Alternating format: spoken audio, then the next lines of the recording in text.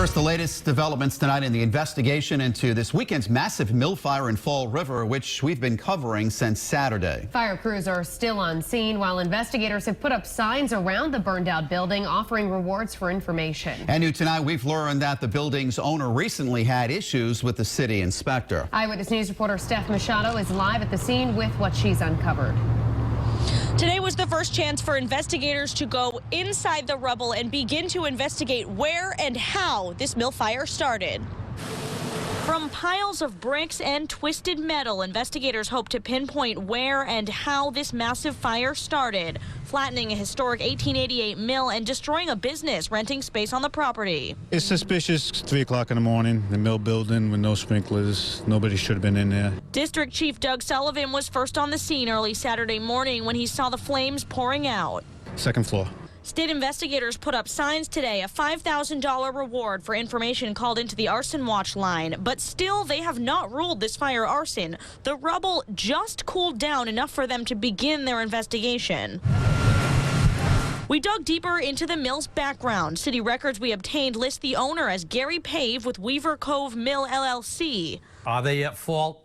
Yes. Inspector of Buildings Joseph Biscoe says the mill repeatedly failed its annual inspection and had no working sprinklers required by state law. We told them if you don't get your sprinkler system up and running, we would take you to court. Before that could happen, the mill burned down. Now, I left messages for the mill's owner, Gary Pave, but haven't yet heard back. Now, of course, this isn't the only mill fire Fall River has had. Coming up new at 6, the building inspector talks about other mills that are at risk. Live in Fall River with the Southeastern Massachusetts Mobile Newsroom, Steph Machado, Eyewitness News. We begin tonight with new information on a dangerous weekend mill fire. At 5 o'clock, we showed you some of the inspection reports from this building, and now new at 6, how the building inspectors trying to get owners of these types of buildings to keep them maintained. Eyewitness News reporter Steph Machado is live in Fall River tonight with the Southeastern Massachusetts Mobile Newsroom. We've learned the owner of this mill failed multiple inspections for lack of working sprinklers. The city's building inspector says unmaintained mills are a big problem here. As investigators begin to dig through the rubble that remains after a fire leveled this historic Weaver Street mill building, we're learning more about the 1888 mill, mostly empty except for one business renting space in an attached building. City records list Gary Pave with Weaver Cove Mill, LLC as the mill's owner. Are they at fault? Yes. Inspector of Buildings Joseph Biscoe says the mill has repeatedly failed its annual inspection for lack of working sprinklers, which are required by state law.